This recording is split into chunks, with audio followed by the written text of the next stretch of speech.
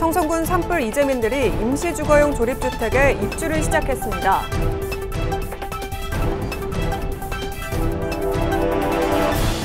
청송군이 산불 이재민을 위한 한방 이동진료를 실시했습니다.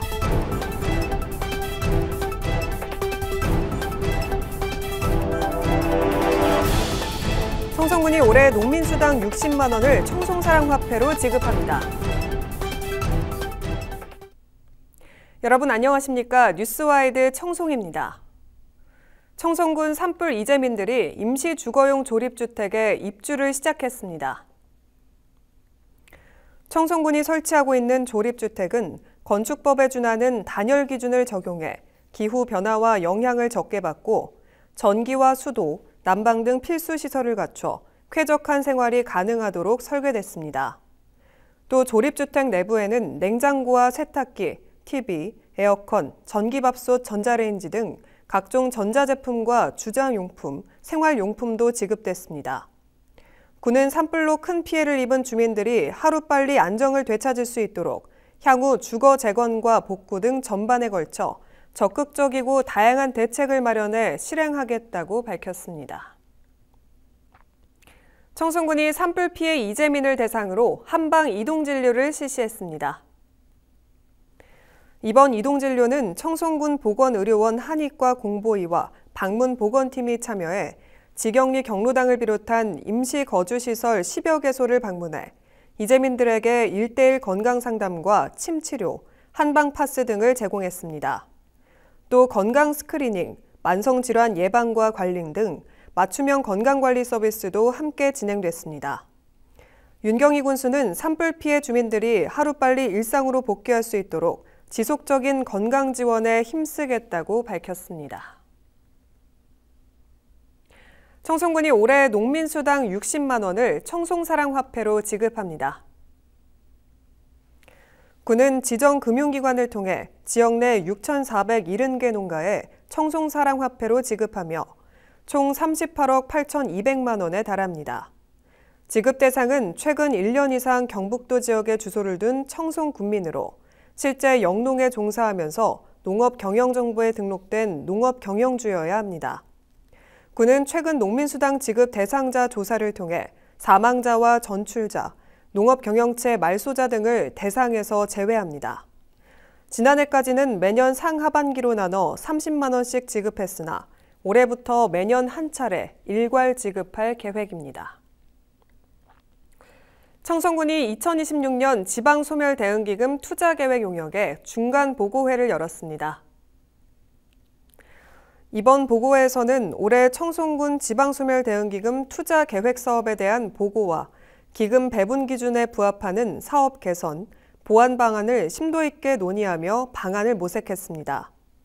특히 공공임대주택 건립과 키즈광장 조성, 진보도서관 리모델링을 통한 청년 빌리지 조성 등 정주 여건 개선 방안과 K-UCT 영로화 산업, 청송 사관학교 운영 등을 통한 인구 유출 방지 및 귀농인구 유입 확대 방안에 대한 다양한 의견들이 중점 논의됐습니다. 윤경희 청송군수는 국민과 함께 모두가 잘 사는 지역을 만들 수 있도록 기금 확보에 최선을 다하겠다고 밝혔습니다. 청송군이 산불 피해 농기계 추가 조사를 실시했습니다. 이번 조사는 피해 농기계 지원 기종 확대에 따른 것으로 기존 11종에서 확대 27종을 더해 총 38종을 지원합니다. 군은 농기계 때문에 영농에 차질이 있어서는 안 된다며 산불 피해 농가가 적기에 영농 활동을 이어갈 수 있도록 노력해 나가겠다고 밝혔습니다. 청송군이 산불 피해 농가를 대상으로 FTA 기금 과수 고품질 시설 현대화 사업 신청을 이달 21일까지 받습니다. 이번 사업은 산불로 피해를 입은 과원의 재조성과 복구를 지원하기 위한 것으로 당초 예산 45억 원에 약 12억 원의 예산을 추가로 확보해 올해 과원 조성을 희망하는 농가를 지원하고 내년에는 약 58억 원을 추가로 확보해 사업을 이어갈 계획입니다. 지원 대상은 2024년 12월 31일 이전에 조성된 사과와 복숭아, 자두 재배 가원이며 세부 사업 항목은 품종 갱신과 관수시설, 야생동물 방지시설 등입니다. 신청은 청송사과 유통센터, 지역농협, 대구 경북 능금농협 경제사업장을 방문해 접수하면 됩니다. 청송군이 청소년 정신건강 증진 사업인 마음성장학교로 신규 선정된 청송중학교에서 현판식을 진행했습니다. 마음성장학교는 청소년기 정신건강의 문제인식과 자기관리 능력 향상을 위한 마음 들여다보기, 디지털기기 과다 사용 문제와 올바른 사용법 교육을 위한 디지털 리터러시 등으로 구성됐습니다. 또 교사를 대상으로 청소년 마음 들여다보기, 청소년 자해 행동에 대한 접근, 청소년 자살 문제에 대한 접근 등의 교육도 함께 진행됩니다. 군은 기존 운영 중이던 진성중학교에 이어 올해 청송중학교가 신규로 지정됨에 따라 총 2개 학교에서 마음성장학교를 운영할 계획입니다. 청송군이 부정축산물과 축산물 이력제 단속을 실시했습니다. 이번 단속은 축산물에 대한 소비자의 신뢰를 높이고 부정 불량 축산물 유통을 방지하고자 추진됐습니다. 단속 대상은 소비자가 주로 찾는 관내 축산물 판매업소 58개소로 주요 점검 사항은 소비기한 경과 제품 판매 여부, 냉동육을 냉장육으로 속여 판매하는 행위, 축산물 위생 취급 상태, 축산물 이력제 준수 여부 등입니다. 단속 결과 경미한 위반 사항은 현장에서 시정 및 계도로 조치하되 중대한 위반 사항이 적발될 경우 관련 법규에 따라 처리할 예정입니다. 청송군이 올해 평생교육 이용권 지원 사업 신청을 이달 21일까지 받습니다.